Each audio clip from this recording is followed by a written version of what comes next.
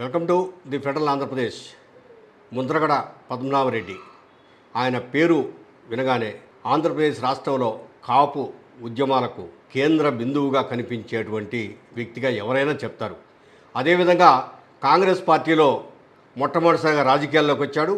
తాను అసలు ఏ రాజకీయ పార్టీతో సంబంధం లేకుండానే ఇండిపెండెంట్గా రాజకీయాలలో గెలిచి ఎమ్మెల్యే అయ్యారు. అది ఆయనలోని గొప్పతనం.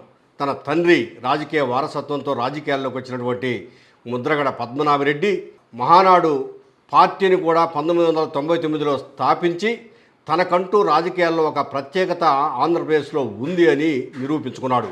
ఉమ్మడి ఆంధ్రప్రదేశ్ రాష్ట్రంలో ముద్రగడ పద్మనాభం అంటే తెలియని వాళ్ళు లేరు. మొదట కాంగ్రెస్ పార్టీలో ఉన్నప్పటికీ ఆ తర్వాత తెలుగుదేశం పార్టీలో చేరి తెలుగుదేశం పార్టీలో చంద్రబాబు నాయుడుతో పూర్తిగా విభేదించి ఎట్టి పరిస్థితుల్లోనూ చంద్రబాబు నాయుడిని నేను సమర్థించేది లేదని ఆ పార్టీ వైపు తిరిగి కూడా చూడలేదు. ఆ తర్వాత ప్రజారాజ్యం చిరంజీవి స్థాపించినప్పుడు ఆ పార్టీలోకి వచ్చి కొంతకాలం అక్కడ ఉన్న తర్వాత ఆ పార్టీ రాజకీయాలు కూడా ఆయన గిట్టకపోవడం, తర్వాత ఆ పార్టీ కాంగ్రెస్లో విలీనం కావడంతో ఆ పార్టీని కూడా వదిలేసి అనంతరం కొంతకాలము ఎంపీగా ఎమ్మెల్యేగా పదవులు నిర్వహించిన తర్వాత జనసేన పార్టీకి మద్దతు ఇచ్చారనే ప్రచారం జరిగింది, కానీ అందులో కూడా స్పష్టత రాలేదు. ఆ తర్వాత కాపు ఉద్యమాల వైపు ఆయన ఎక్కువగా ప్రయాణం చేశాడు.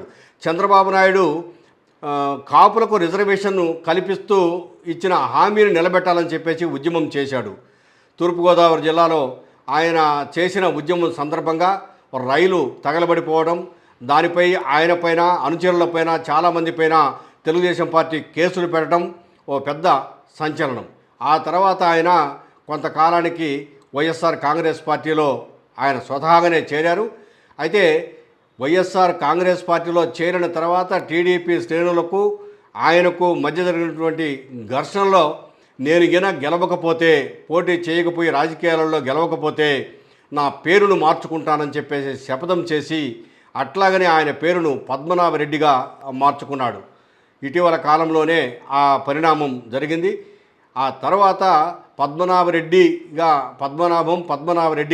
పేరు మార్చుకున్న తర్వాత కూడాను తండ్రి కూతురు కూడా రాజకీయాలలో గిట్టలేదు.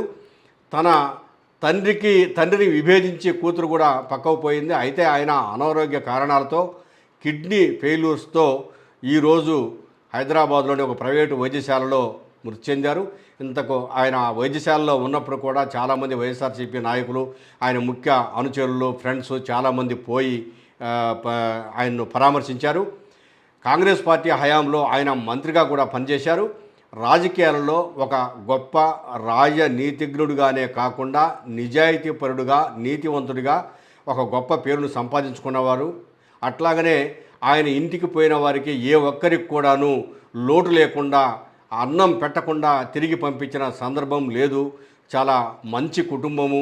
ఆయన పుట్టుకతోనే కోటీశ్వరుడు కావడం వల్ల ఎటువంటి అవినీతి రాజకీయాలకు పాల్పడకపోవటం ఆయన ఒక మంచి పేరును తెచ్చిపెట్టింది.